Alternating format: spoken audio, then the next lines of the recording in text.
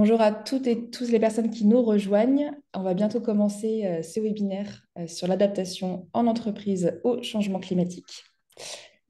On va attendre juste une minute et on va commencer à l'heure. Et pour les personnes qui commencent à nous rejoindre, je vous invite à aller sur menti.com en utilisant soit votre ordinateur, et je vais même passer à la diapositive suivante, soit en utilisant ce QR code, en utilisant votre smartphone, et vous pouvez utiliser le code qui s'affichera toujours en haut de cet écran, donc qui est le 87 29 66 53, pour la partie interactive de ce webinaire. Et vous pouvez même cliquer sur le petit cœur une fois que vous êtes connecté. Super.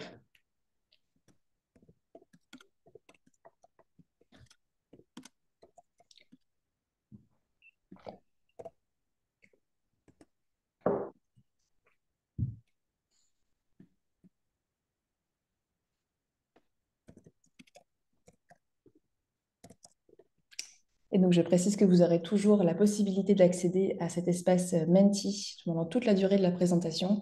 Encore une fois, le code sera toujours affiché et je sais que mes collègues vont mettre aussi les précisions sur le chat pour vous donner toutes les informations. Voilà, ça permettra d'avoir un moment un peu plus interactif, notamment au début de cette présentation, pour un peu plus faire connaissance avec nos participants en ligne. J'attends encore une minute et on commence.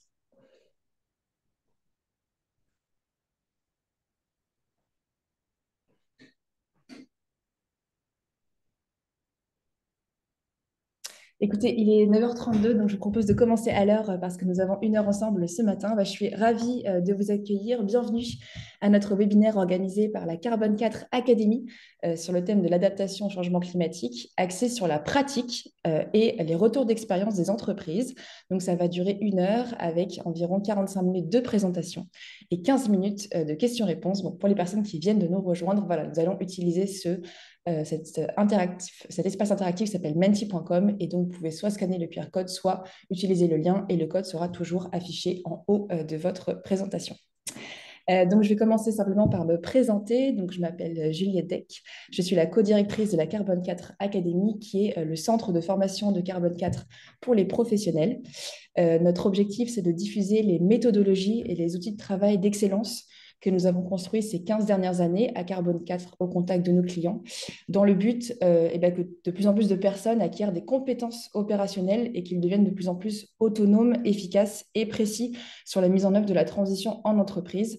Nous formons plus de 1000 personnes par an sur des formats interentreprises. Donc, c'est des formats qui sont réguliers et des formations que nous concevons aussi sur mesure par rapport à vos besoins. Et donc voilà, si vous allez sur le site de carbone4.com, vous trouverez toutes les informations en cliquant sur l'onglet formation. Maintenant que je me suis présentée, j'aimerais vous donner aussi l'opportunité de le faire aux personnes qui sont avec nous aujourd'hui ce matin. Avant ça, un petit mot de définition, parce que souvent quand on parle d'adaptation, il y a parfois des malentendus. On distingue vraiment l'atténuation de l'adaptation. L'atténuation, c'est quand on s'intéresse à la cause du changement climatique, donc c'est quand on cherche à réduire les émissions de gaz à effet de serre, donc on parle de décarbonation et de neutralité carbone, alors que quand on parle d'adaptation au changement climatique, on s'intéresse à comment faire face aux conséquences du changement climatique, donc on va parler plutôt des risques physiques et au fait de faire face à un climat qui change et donc avec de plus en plus d'événements extrêmes et un réchauffement aussi climatique. Voilà, donc ce matin, on est vraiment concentré sur la partie de droite, sur l'adaptation au changement climatique. Maintenant qu'on a fait cette petite définition, je vais vous laisser utiliser le Menti pour vous présenter, donc pour faire connaissance, trois questions. On va commencer par quel est votre secteur d'activité et donc vous pouvez choisir entre les différents secteurs qui vous sont présentés et on verra les réponses s'afficher au fur et à mesure.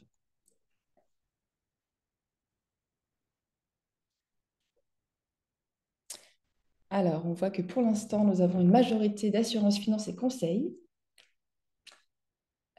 rejoint par euh, quelques personnes de l'industrie chimique, pharmaceutique, métallurgique, quelques personnes de l'agriculture, territoire, alimentaire, le transport, le social, commerce et la vente en ligne. Très bien. Eh bien, nous avons une majorité et aussi la partie bâtiment, travaux publics. Super, j'attends encore quelques secondes. Et comme ça, on voit un peu qui est présent ce matin avec nous. Super. Merci pour vos réponses. Ensuite, je vais vous demander dans quelle structure est-ce que vous travaillez? Est-ce que vous êtes plutôt indépendant ou TPE? Est-ce que vous faites partie d'un PME, d'un grand groupe, d'une ETI, ou est-ce que vous êtes plutôt autre association, éducation, administration? Alors, je vois que les réponses fusent. Eh bien, écoutez, c'est plutôt équilibré ce matin. C'est même très équilibré.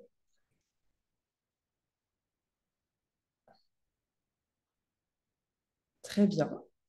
Bon, bah, on a une très belle diversité du coup de structures présentes avec nous. Et enfin, dernière question, quel est votre lien avec le sujet de l'adaptation au changement climatique? Je vous propose cinq possibilités. Soit vous êtes responsable de ce sujet dans votre entreprise, soit vous contribuez directement au sujet, soit vous êtes impliqué donc un peu plus loin, soit vous savez partie de vos sujets de veille ou d'intérêt, et ça fait partie sinon des services ou produits que vous proposez à vos clients.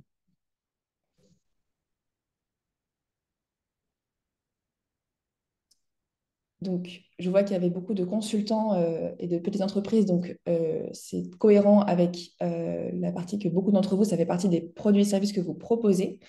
Mais on a aussi pas mal de personnes dont c'est la responsabilité, où vous contribuez directement, et donc je pense des personnes qui sont plutôt dans les équipes RSE ou risque dans leur entreprise, et aussi une grande partie d'entre vous où ça fait partie d'un sujet d'intérêt, de veille régulière. Super, très bien. Ben, maintenant que nous avons fait connaissance, on va pouvoir dire un mot sur le contexte de pourquoi est-ce qu'on a organisé ce webinaire. Donc rapidement, on vit en France, et c'est très heureux, un momentum assez inédit sur le sujet de l'adaptation au changement climatique qui était plutôt à la périphérie des discussions sur la transition avec la décarbonation qui était au centre. Et là, on voit qu'en France, et c'est l'objet de ces titres un peu de presse que vous voyez à l'écran, le sujet de l'adaptation est monté très fort hein, toute cette année et c'est une très bonne chose parce qu'on attendait ce moment. Et pour cause, parce que évidemment les conséquences du changement climatique eh bien, sont déjà là. Et donc un petit quiz d'apprentissage pour aujourd'hui. En 2023, en France, combien de jours ont été enregistrés au-dessus de 1 degré de réchauffement par rapport aux conditions pré-industrielles? Parce qu'on sait que la température mondiale s'est déjà réchauffée de plus de 1 degré, mais comment est-ce que ça s'est traduit jour après jour en France l'année dernière? Donc vous avez soit 50%, soit 100%, soit 365 jours l'année entière. Ok, donc on voit une réponse assez contrastée.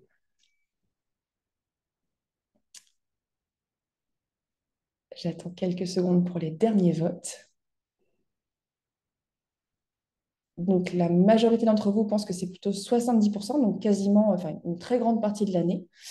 La bonne réponse, c'est 100%, puisque là, vous voyez sur ce graphique, et c'est la dernière barre, en fait, qu'il faut regarder tout à droite, et on voit qu'elle s'élève jusqu'à 365 jours, c'est-à-dire que chaque année en France, chaque jour, l'année dernière en France, il a fait plus de 1 degré de réchauffement par rapport au normal pré-industriel, et on voit même que 50% de ces jours en 2023 étaient au-dessus de 1,5. Donc ça matérialise que, heureusement, et c'est normal que ce sujet d'adaptation soit de plus en plus présent dans l'actualité et les réglementations parce que, et on en a les traductions dans l'actualité très très fréquemment, euh, le réchauffement climatique est déjà là. Pour autant, quand on discute avec les entreprises, on fait le constat, en tout cas à Carbone 4, même si les choses sont en train de changer de façon positive, mais que le sujet reste tout de même assez orphelin au sein des entreprises. Et c'est traduit là de façon assez taquine dans le baromètre de l'engagement pour le climat 2023 qu'a produit l'AMRAE, notamment en interrogeant une population de risk managers. Alors, planification d'adaptation, pourquoi personne ne s'en charge? C'est un titre un peu taquin qui cache une réalité plus nuancée que si les risques physiques maintenant sont pris de plus en plus en compte par la population, notamment des risques managers, il y a quand même un monde entre la première étape qui est la cartographie des risques jusqu'à l'engagement d'un véritable plan d'adaptation au niveau de l'entreprise, donc évidemment qui demande beaucoup plus de temps et de travail, mais derrière tout ça, il y a la question quand même de est-ce qu'il y a une question de gouvernance pourquoi est-ce que en fait, ce sujet n'est pas forcément bien traité en tant que tel en fait, dans les entreprises. Et donc, dans la perspective un peu d'apprendre mutuellement, j'aimerais, en dernière question avant de passer à nos intervenants, vous proposer de réfléchir à différentes hypothèses. Et d'ailleurs, vous avez le droit d'être d'accord ou pas d'accord. Et donc, je vous proposerai simplement de noter ces 5 hypothèses entre pas du tout d'accord et tout à fait d'accord. Entre, donc, sur la question pourquoi personne ne se charge aujourd'hui de la planification d'adaptation en entreprise. Les dirigeants des entreprises ne considèrent pas ce sujet comme prioritaire. Les directrices RSE ne lisent pas non plus ce sujet parmi les priorités. Ça, c'est les 2 hypothèses formulées par la MRAE. Il y a encore beaucoup d'idées reçues sur le sujet, un besoin de monter en compétences. Il n'y a pas vraiment le temps de s'en occuper, il y a un problème de gouvernance.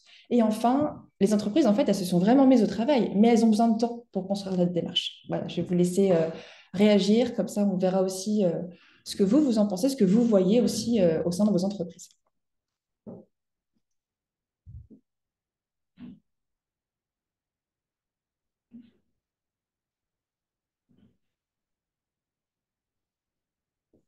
Alors, je vais laisser encore quelques secondes,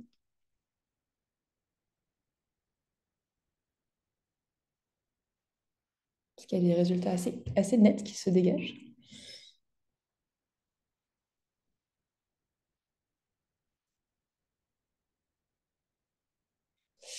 Ok.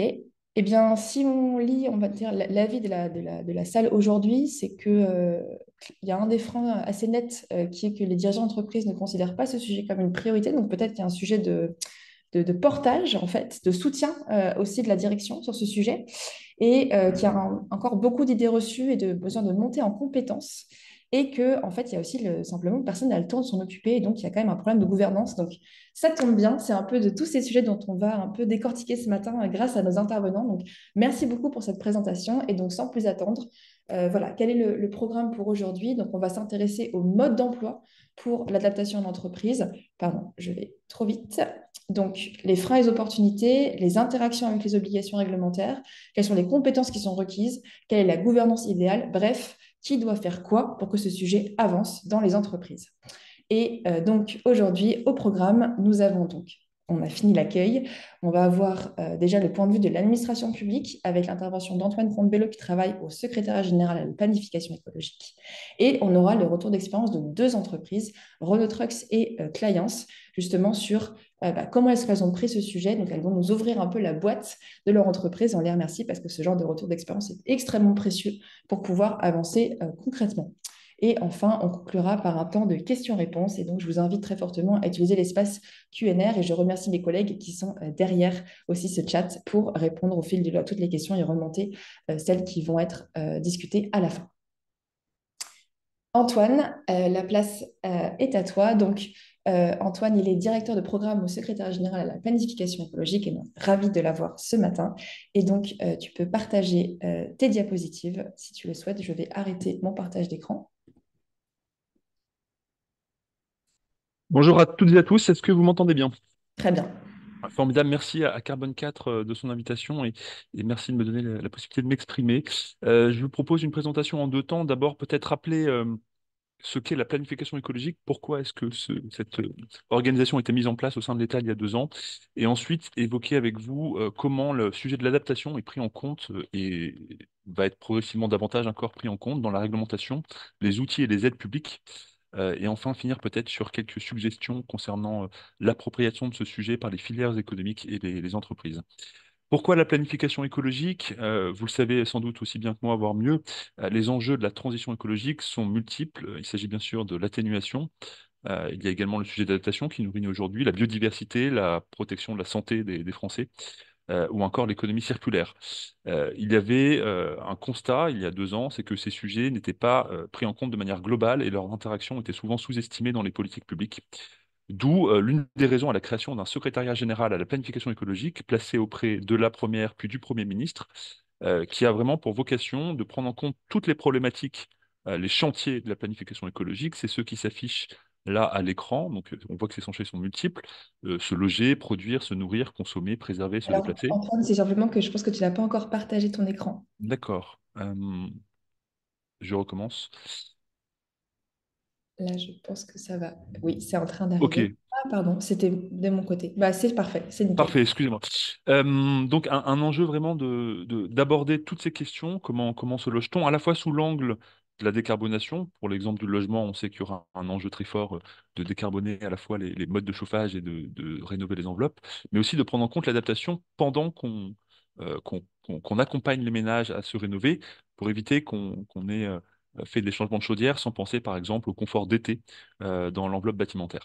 Donc vraiment, cette instance, elle a pour vocation de bien préparer les arbitrages du Premier ministre sur ces différentes questions en prenant en compte tous les enjeux de la planification et pas uniquement l'atténuation. Un autre exemple, c'est celui des transports. L'enjeu climat est évident, hein, c'est le premier secteur en termes d'émissions, avec un tiers des émissions, mais également des sujets très forts d'adaptation, avec un nombre important de départementales qui seraient submergées en cas d'élévation de 1 mètre du niveau de la mer. Il y a bien sûr tout l'enjeu aussi d'adaptation des infrastructures, comment est-ce qu'on les construit, comment est-ce qu'on les entretient pour qu'elles puissent résister à une chaleur croissante.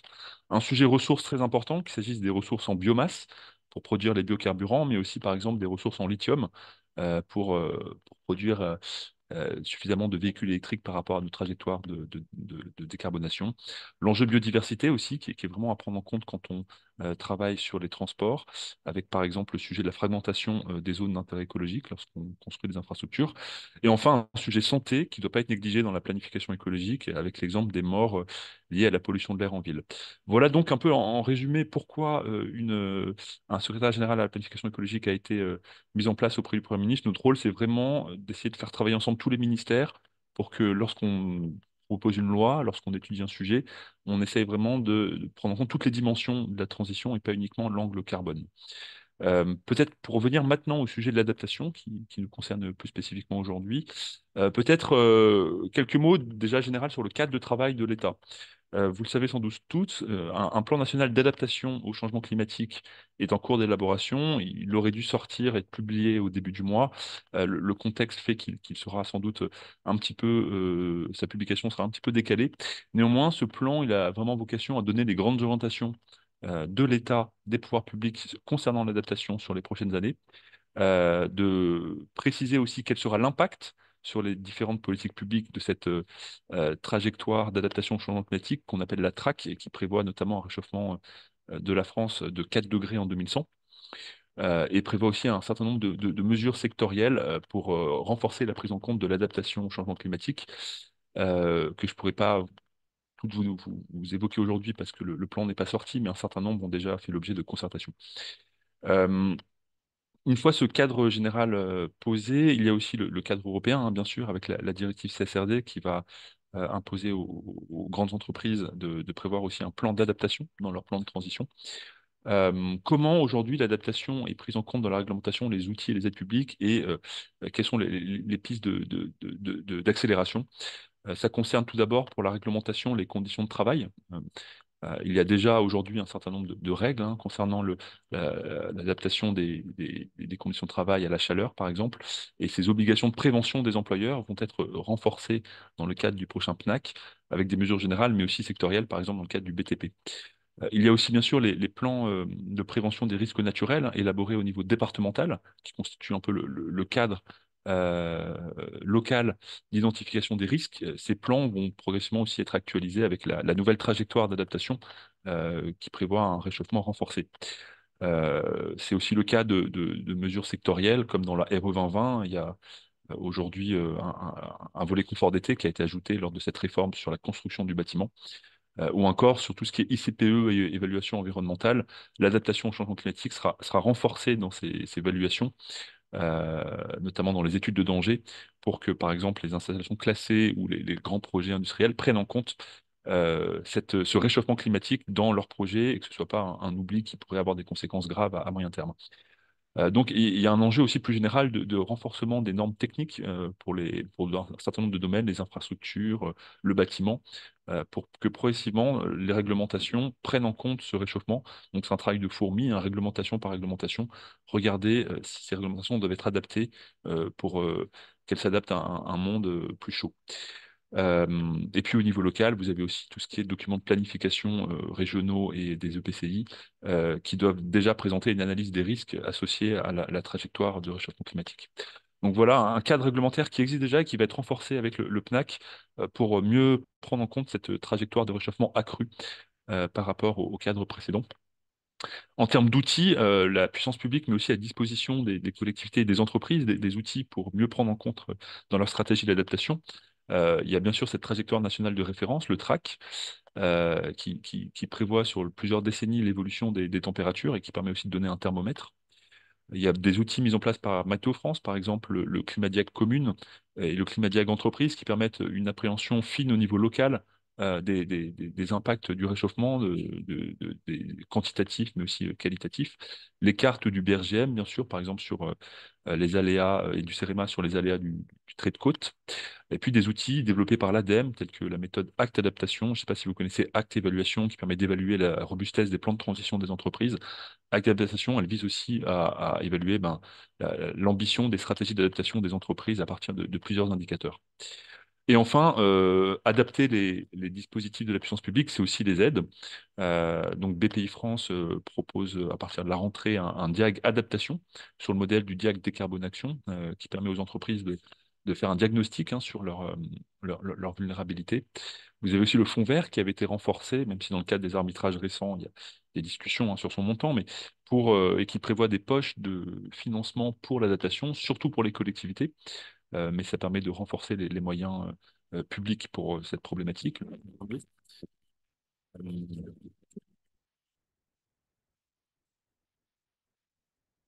Bon, quatre, c'est bridé.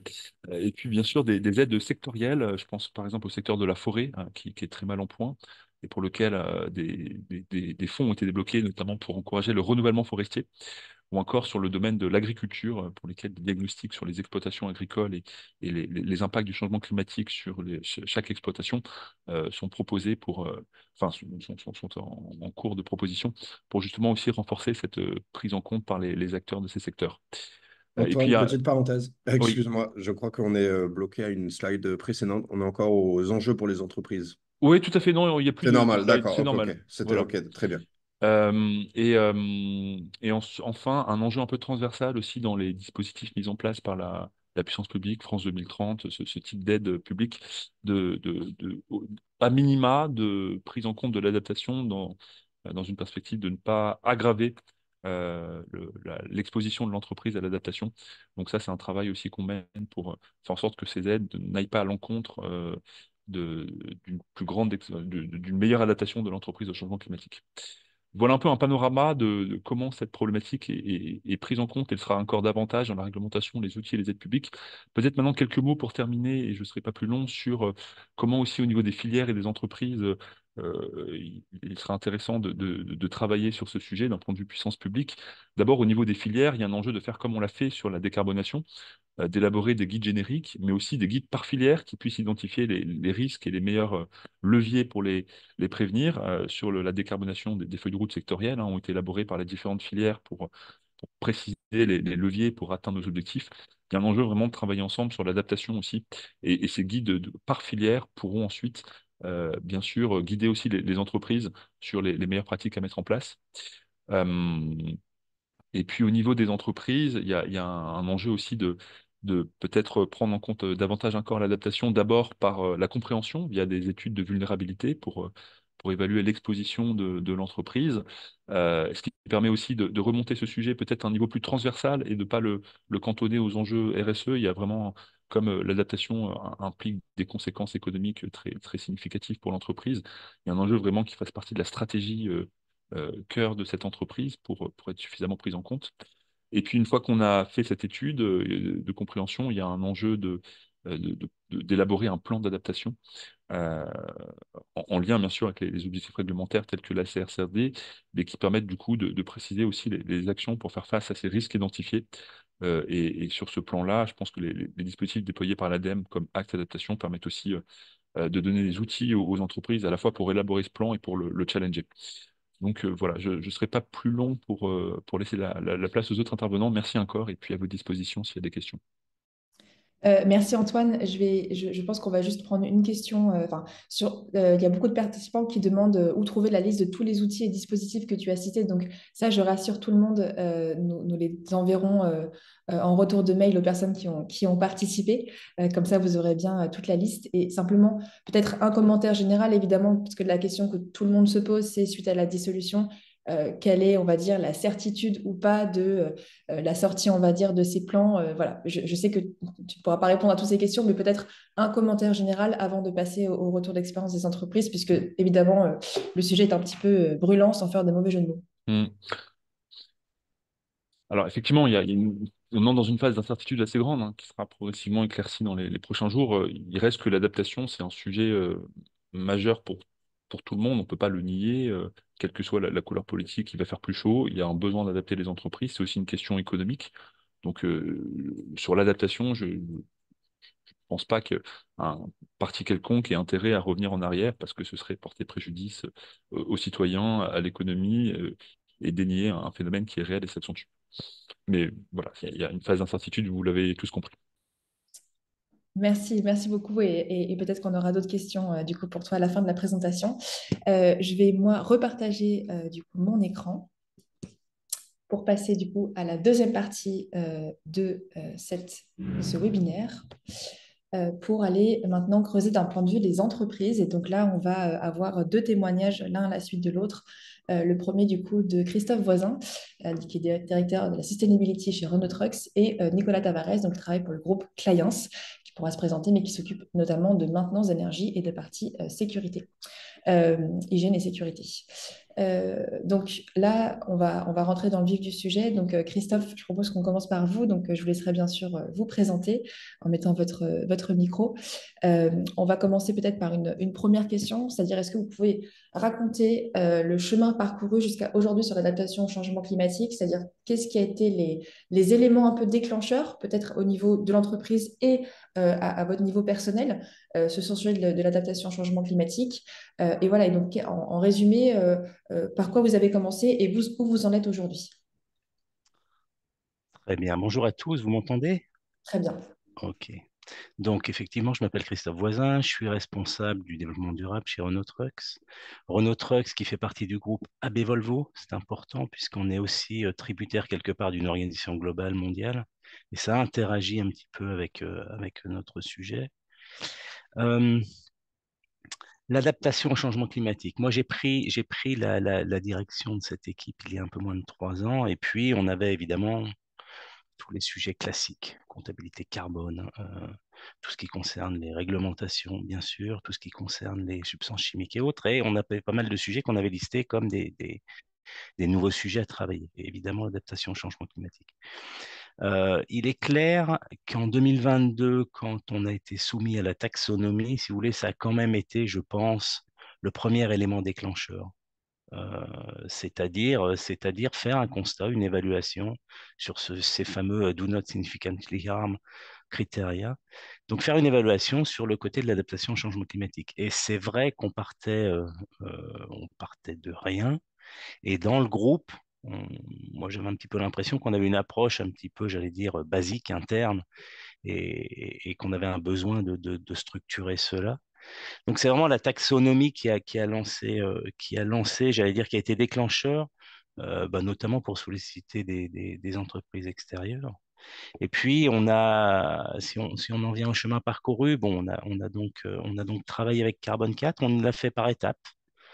On a commencé en 2022 pour les sites qui étaient concernés par notre affaire de taxonomie, en particulier pour tout ce qui concerne chez nous le développement et la production de véhicules électriques, de camions électriques. Eh bien, on a commencé à faire une première étape. On n'a pas été au bout, on n'a pas développé toute la démarche au CARA, hein, mais on a fait sur ces différents sites un premier step d'analyse, de prise de conscience, de compréhension aussi de la méthodologie, euh, qui nous a permis donc d'établir un premier bilan, une première carte, si je puis dire. Et puis sur les 2 années écoulées, là, on a l'année suivante, on avait un nouveau site, un gros site que l'on a intégré. Et cette année, avec Carbone 4, on a pour le coup sur une usine à Blainville, en Normandie, une usine d'assemblage de camions et une usine également qui produit des cabines et qui peint ces cabines, ce qui a quand même des impacts assez significatifs. Eh bien, là, pour le coup, on a déroulé toute la méthodologie. Et on aura l'occasion d'y revenir après, mais j'allais dire on a été au bout de la démarche, au moins sur un site, et je trouve ça très important parce qu'on a vraiment, si vous voulez, on a vraiment maintenant tous les outils qui permettent en interne euh, de convaincre, et puis quelque part, la première étape est faite, et on y reviendra, mais maintenant, c'est à nous de nous l'approprier, et puis de se mettre en ordre de marche, si je puis dire, pour tout simplement répondre à tous ces constats, à établir des plans d'action. Et voilà, donc un petit peu toute cette démarche, une montée en puissance, si on peut dire, qui n'est pas finie, hein. On a pour l'année prochaine un gros programme sur le sujet, mais on y reviendra.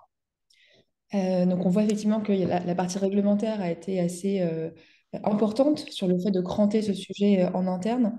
Quels ont été peut-être les freins, ou peut-être sont toujours les freins au fait que ce sujet soit approprié, et au contraire, quels sont les arguments qui permettent de convaincre au-delà de la réglementation?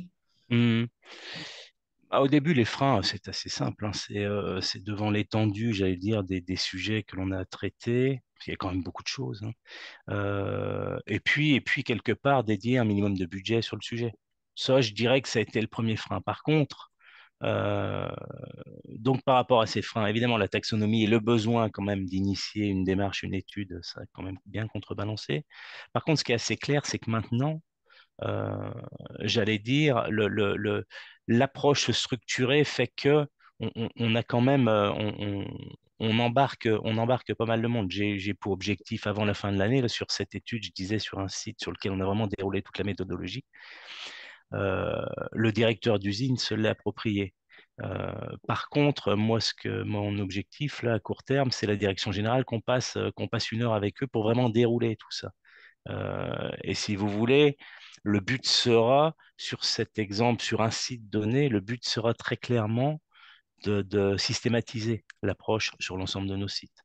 Ce qui, je pense, de toute façon, se fera, alors, de par la réglementation, mais encore une fois, c'est un petit peu le learning by doing. I mean, je veux dire, le fait que en particulier la direction, ça devient très concret. Vous mettez des mots et comment dire, il y a des évidences. Évidemment, il va faire plus chaud. Évidemment, les ouvriers sur une ligne d'assemblage vont avoir plus chaud. D'accord. Par contre, quand vous avez l'exhaustivité de tous les possibles aléas sur tous les processus qui impactent le fonctionnement de votre entreprise, ça commence à être assez parlant. C'est-à-dire que il y a des choses très évidentes et il y a beaucoup de choses auxquelles on n'avait pas pensé, si vous voulez, qui sont identifiées. Et je pense que la puissance de l'outil ou de la démarche est vraiment là. C'est quelque part le fait d'arriver ensuite avec un constat.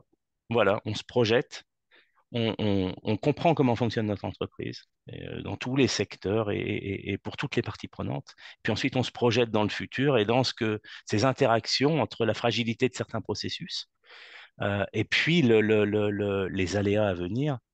Et donc, ce constat sur voilà, où sont les faiblesses, hein.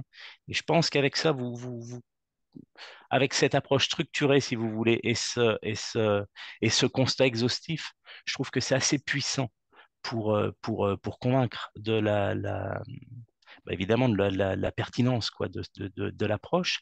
Et puis, il y a quand même quelque chose de très important, c'est qu'évidemment, on s'inscrit dans le temps long et, euh, et comment dire. Et après, on peut saisir des opportunités. Vous voyez, c'est quand même dommage quand vous restructurez un secteur et autres de passer à côté de ce constat, de cette réflexion qui peut, pour le coup, j'allais dire, comment dire, voilà, en termes d'opportunités, vous lancez des travaux sans considérer ce que peut vouloir dire sur ce secteur, sur ce que vous êtes en train de faire, quel sera l'impact des aléas climatiques dans le futur et ne pas les prendre en compte. Je trouve que c'est un petit peu dommage parce que pour le coup, les travaux, vous les faites quand même. Vous voyez ce que je veux dire? Tout un tas de choses sur des réorganisations, bref. Cette prise en compte au plus tôt bah, permet évidemment d'anticiper et deuxièmement de saisir les opportunités dans la vie, je dirais, et le développement d'une entreprise dans tous ses axes et dans tous les secteurs. Euh, sur la question de la montée en compétences et de la gouvernance peut-être du sujet, c'est-à-dire vraiment concrètement entre, bah, vous mentionnez le directeur industriel, vous côté RSE, la partie direction, peut-être qu'il y a d'autres intervenants, en fait, il y a d'autres parties prenantes en interne qui s'occupent de ce sujet ou qui sont concernées. Est-ce que vous auriez un conseil ou un retour d'expérience intéressant? Donc voilà, sur ces deux sujets, un, la montée en compétences. Est-ce qu'il y a eu des surprises, par exemple, là-dessus? Et la partie plus pratico-pratique de qui doit faire quoi là-dedans. Dans ma petite équipe, moi, j'ai fait le choix en fait de former quelqu'un sur le sujet. Et quelqu'un a suivi l'an dernier la formation de la Carbone 4 Academy sur l'adaptation au changement climatique. Et le but, si vous voulez, c'est quelque part quand même dans l'entreprise, en centrale, d'avoir un référent, d'avoir quelqu'un qui puisse porter. Et puis voilà, on travaille, on fait une étude, on arrive à un constat, ensuite il faut se l'approprier, il faut faire vivre ça. Et je pense que euh, avoir un référent, si vous voulez, qui maîtrise cette approche, qui maîtrise ces analyses, et quelque part qui puisse être le porte-voix et qui puisse expliquer et réexpliquer dans le temps, puisqu'encore une fois, on parle d'un processus long. Donc, je pense qu'il est important d'avoir quelqu'un dans l'entreprise qui, quelque part, je ne vais pas parler d'un niveau d'expertise, mais en tout cas de connaissance suffisant pour être la voix et l'animateur un petit peu de tout ça. Ça, c'est clairement pour les compétences. Après, ce qui a été assez intéressant, c'est que quelque part, cette approche, elle mobilise pas mal de monde. Il faut vraiment que toutes les parties prenantes soient là. Les gens qui gèrent tout ce qui est bâtiment, enfin, moi, je parle d'une entreprise significative, hein, mais les gens qui gèrent les bâtiments, les gens qui gèrent tout ce qui est les process, la maintenance.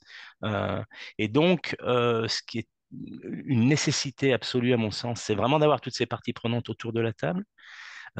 Et puis, ce qui est intéressant, c'est que finalement, quand vous déroulez cette étude structurée, cette analyse, ce qui est intéressant, c'est de voir un petit peu comment les gens adhèrent et partent avec, bon, plus ou moins, OK, changement climatique, on va se projeter.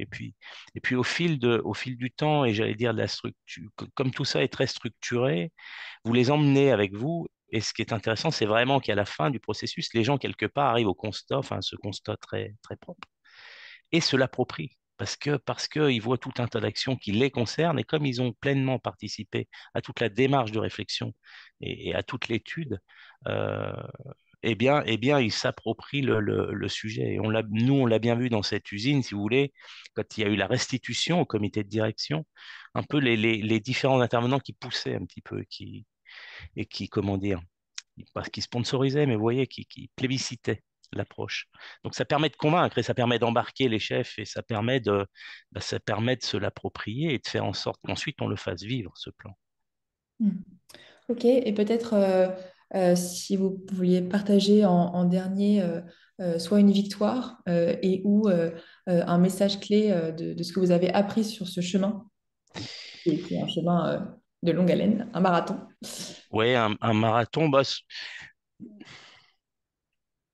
encore une fois, il y a une prise de conscience de toutes les parties prenantes. Et je pense que ça, c'est vraiment important. Et le fait de dérouler la méthodologie, clairement, euh, permet d'embarquer tout le monde. Donc, je pense que la base, elle est là. C'est de se lancer sur quelque chose sur quelque chose de solide en termes d'analyse.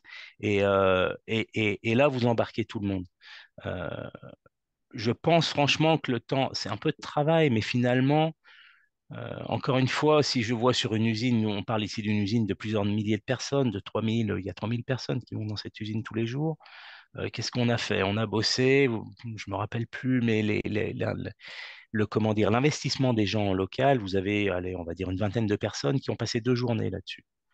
Il y a un petit peu de travail entre ces 2 journées d'atelier qu'on avait avec Carbone 4. Franchement, on est arrivé à 79 actions qui concernent une usine. Et là, maintenant, il y a une restitution. Donc l'étude est terminée. On a un rendez-vous à venir après les congés, là, pour quelque part s'approprier ce constat et puis prioriser, planifier, relancer des études. Donc, ce que je veux quand même dire, c'est que 2 jours de travail, 2 jours d'investissement pour quelque chose de significatif. Et là, vous avez un constat, et encore une fois, 79 actions, dont certaines sont creuser ce sujet. Il faut des spécialistes qui permettent d'avancer, d'aller plus loin dans la réflexion. Mais le fait est c'est que vous pouvez vraiment construire une feuille de route. Et là, on parle quand même de feuilles de route qui sont à minima, je dirais, sur une décennie. Donc quand même, quand vous mettez ces deux choses en regard, euh, un petit peu d'investissement initial et ensuite de la matière solide qui permet de construire sur le long terme, voire le très long terme, comment dire, l'évolution de votre entreprise.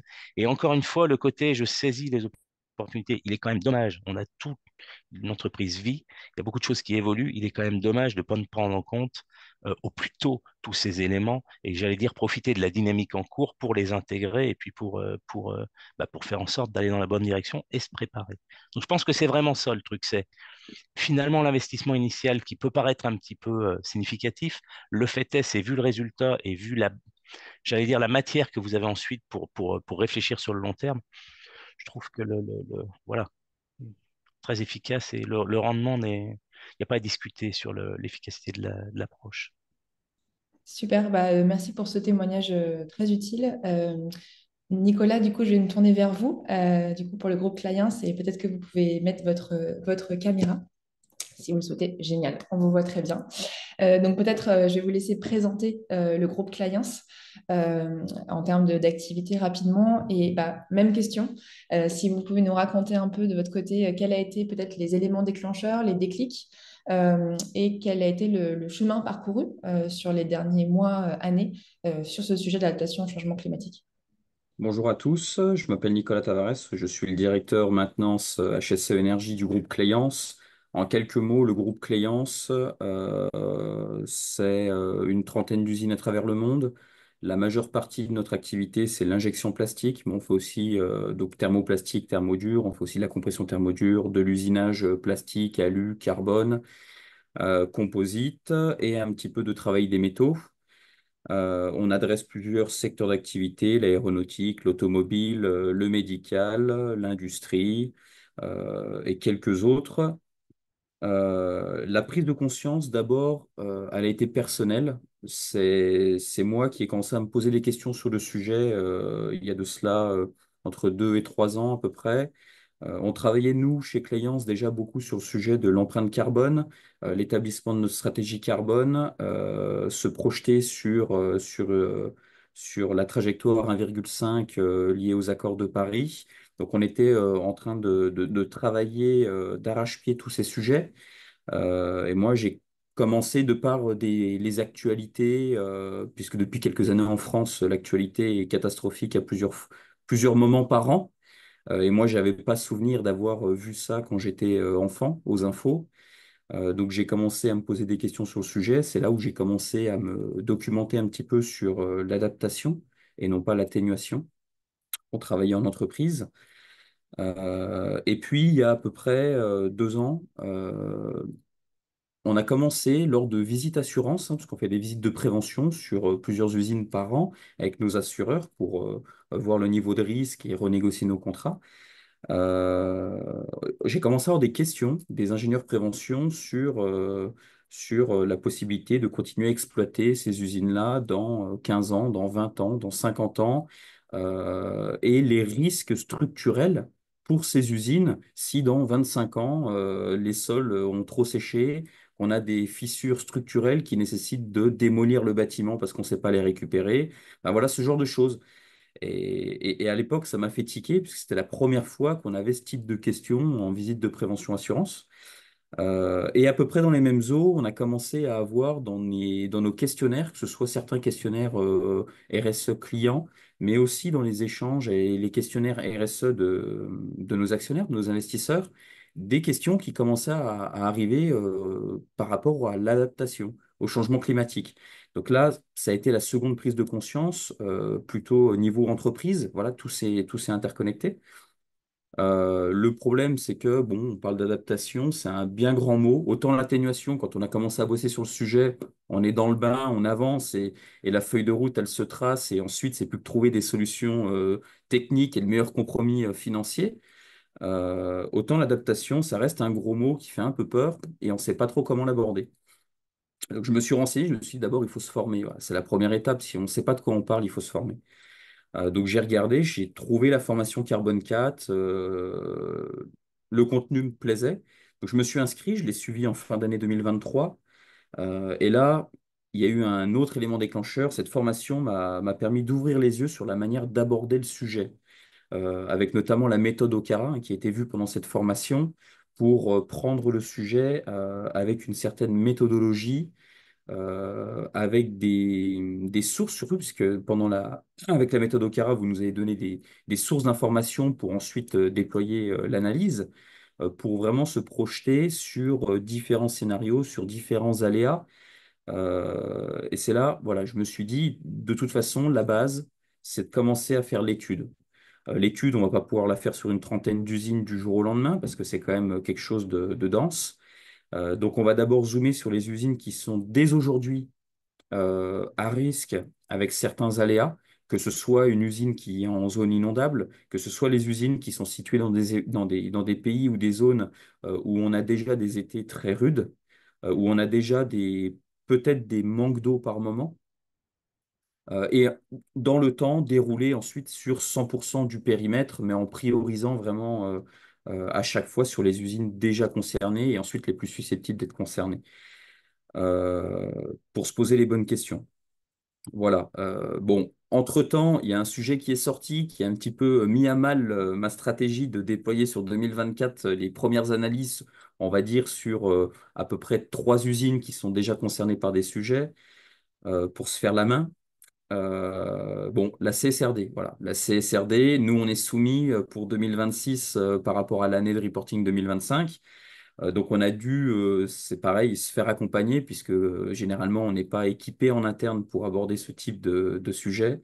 Donc on se fait accompagner voilà, par une société. Donc c'est une très grosse démarche, très très grosse démarche qu'on a démarré au mois de mai 2024, qu'on va terminer en décembre 2024, pour rétablir notre matrice de double matérialité. Donc, j'ai dû mettre un peu en stand-by parce que, comme tous les industriels, on ne peut pas se battre sur tous les fronts, il faut faire des choix. Mais l'un dans l'autre, ça se recoupe et ça va même dans le bon sens, je pense, puisque dans les ESRS de la CSRD, il y a le sujet de l'adaptation au changement climatique. Donc là, dans notre analyse de double matérialité, c'est un sujet sur lequel on est en train de travailler. Et finalement, ce qu'il en ressortira derrière comme élément matériel et attendu de la CSRD, on pourra le prendre en compte. euh, on pourra le prendre en compte dans le fait, en 2025, de commencer à faire des vraies analyses avec la méthode Okara. Euh, et voilà, et l'un dans l'autre, peut-être que ça nous évitera de partir dans une direction pour finalement se dire, oh mince, la CSRD m'attendait là, je ne l'ai pas appréhendé à ce moment-là, il faut peut-être que je revoie un peu ma copie et j'ai peut-être perdu un petit peu de temps. Donc c'est un mal pour un bien. Mm. Très bien, donc là, on a déjà évoqué pas mal le sujet de la montée en compétences via la formation, mais pas que. Est-ce que, justement, sur la partie plus gouvernance du sujet chez vous, comment est-ce que, voilà, quel est le montage aujourd'hui qui s'opère entre vous et les autres parties prenantes qui sont concernées? Et est-ce que vous avez un conseil à donner là-dessus sur la partie gouvernance de ce sujet? Alors nous, on a monté un comité RSE. À l'intérieur de ce comité RSE, on a toutes les directions métiers du groupe qui sont représentées. Ce comité RSE rend compte au maximum à intervalles trimestriels à notre comité exécutif, hein. Donc en gros à notre PDG et à nos directeurs généraux délégués. Donc c'est vraiment tout, c'est vraiment le board de notre groupe. Donc tous les sujets, nous, on les travaille, on en discute, on priorise et ensuite on en rend compte pour, on va dire, pour modifier la stratégie, ajuster la stratégie si nécessaire, en concertation avec notre PDG et le COMEX. Donc on a vraiment une gouvernance très bien ancrée. Euh, on est vraiment au plus haut niveau. Et c'est ce qu'il faut, c'est ce qu'il faut. Pour mettre en place, pour déployer ce type d'approche et pour avancer surtout dans ce type d'approche, que ce soit en termes de moyens humains ou de moyens financiers, il faut toucher à la tête de la pyramide. Il faut parler avec les personnes qui dirigent la société, puisqu'il faut l'appui de ce niveau-là. Sans l'appui de ce niveau-là, et si on cherche à travailler uniquement dans notre coin en tant que directeur HSE ou directeur RSE, parce que nous, on en a conscience et on se dit il faut que notre société avance sur le sujet, mais qu'on n'a pas l'appui de notre patron, on va se battre contre le vent parce on n'obtiendra pas les budgets pour avoir un prestataire pour nous aider, pour avoir de la formation. Finalement, vu que ce n'est pas la priorité, quand on va allouer des ressources humaines sur le sujet, mais qu'on ne va pas réaliser d'autres tâches, on pourrait être pris en défaut sur le fait de ne pas les avoir réalisées parce que ce sujet-là, pour eux, n'était pas prioritaire. Donc, c'est vraiment très important que le board soit engagé sur le sujet. Et en ce qui nous concerne, chez Cléance, notre PDG est axé RSE. C'est lui qui a exigé la création de ce comité RSE pour que, et ce qui est aussi important à dire, euh, il a voulu cette création du comité RSE, mais en ne voulant pas que le COMEX siège tous les mois autour de la table pour que justement ce comité travaille en autonomie sur la stratégie RSE du groupe pour ensuite en rendre compte de manière trimestrielle et faire même des propositions d'adaptation, d'évolution au COMEX pour que ça n'émane pas du board, mais que ça émane du reste de la société, si je puis dire. Très bien, je vois qu'il est 10h20, donc je pense que c'est peut-être un bon moment, peut-être une dernière question avant de passer plutôt à la partie échange, sachant que, merci, j'ai mes collègues qui me remontent un peu les questions que vous posez dans le chat. Du coup, on comprend que là, vous êtes en pleine analyse de double matérialité pour Oui. le future reporting CSRD. Quelles seraient du coup là les prochaines étapes du coup pour la partie adaptation euh, pour les mois à venir, du coup, une fois que vous aurez fini du coup cette partie analyse? Une fois qu'on a terminé l'analyse de double matérialité, les prochaines étapes donc, démarrage début 2025, c'est de déployer l'analyse avec la méthode OCARA sur la première usine. Objectif, faire 3-4 usines dans l'année 2025. Comme je disais, les usines déjà concernées par des aléas climatiques aujourd'hui. Euh, Voir les résultats, en tirer des conclusions, euh, prendre des décisions et ensuite dérouler step by step sur le reste du groupe. Euh, la question que je mets encore entre parenthèses, et il faudra que je me décide d'ici la fin de l'année, c'est de savoir si au moins sur la première usine, je fais appel à une prestation potentiellement de carbone 4 euh, pour aider, puisqu'aujourd'hui je suis le seul qui me suis formé sur la méthodologie. Le faire en interne sous-entend que je me replonge dedans, je forme une partie de mes équipes par moi-même et on déroule. Euh, je pense que la meilleure option serait de déployer dans un premier temps la première usine avec un accompagnement euh, pour être bien cadré, pour aborder les sujets correctement, pour avoir des réponses à nos questions. Si à un moment il y a des flottements, des doutes qui s'installent, et du coup, j'en profite pour dire une dernière chose. Si j'ai un conseil à donner à tout le monde, le premier, c'est de se former, mais ça, je le dis depuis tout à l'heure, de toute façon, se former. On n'aborde pas des sujets sans être formé, puisque on n'appréhende pas correctement les thématiques et on ne mettra pas le bon plan d'action en face. Donc, il faut d'abord comprendre correctement. Et même si on veut se faire accompagner par une société, c'est important qu'il y ait au moins une personne qui soit formée en interne pour que cette personne ait les bonnes connaissances et compétences pour appréhender le sujet et se l'approprier tout de même en interne, pas seulement par le biais d'un prestataire. Et la deuxième chose, pas hésiter à se faire accompagner par un prestataire.